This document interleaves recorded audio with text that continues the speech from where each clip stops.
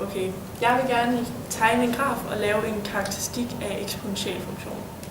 Først vil jeg lige tegne en graf.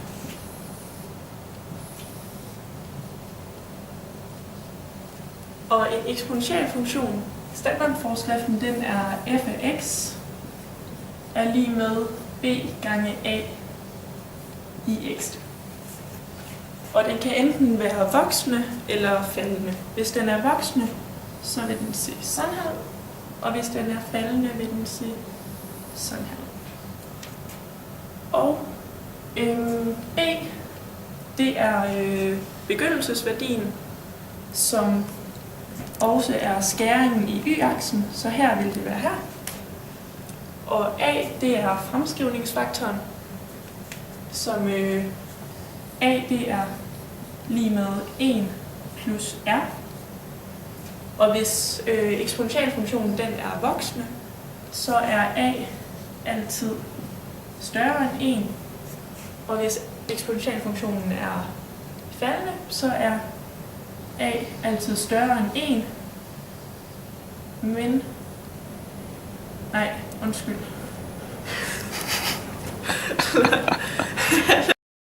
Og hvis eksponentialfunktionen den er faldende, så er a altid større end 0, men mindre end 1. Og det er fordi, at hvis vi nu kigger på den her, så har vi 1 og renten, som den enten vokser eller falder med. Og hvis den nu er voksende, så plusser man jo med et eller andet, så den er større end 1. Men hvis renten er negativ, så minuser man jo. Men man kan ikke minus med mere end 100%, så derfor kan den ikke blive under 0. Og det er også derfor, at den aldrig rører x-aksen hernede. Ja. Og nu vil jeg gerne lave en karakteristik.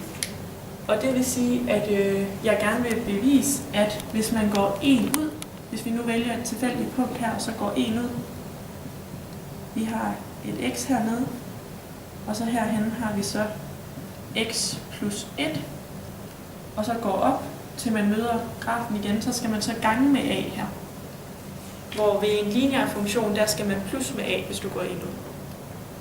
Så jeg sætter x plus 1 ind i standardforskriften her, så den hedder f af x plus 1 er lige med b gange a i x plus 1.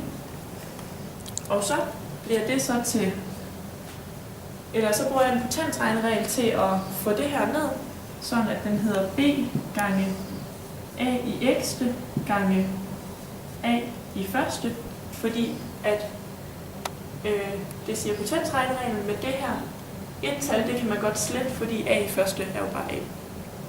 Og så hvis vi kigger herop, så kan vi se, at f af x, som er det samme som y, er lige med b gange a i x. Og hvis vi kigger her, så er det det samme, som står her.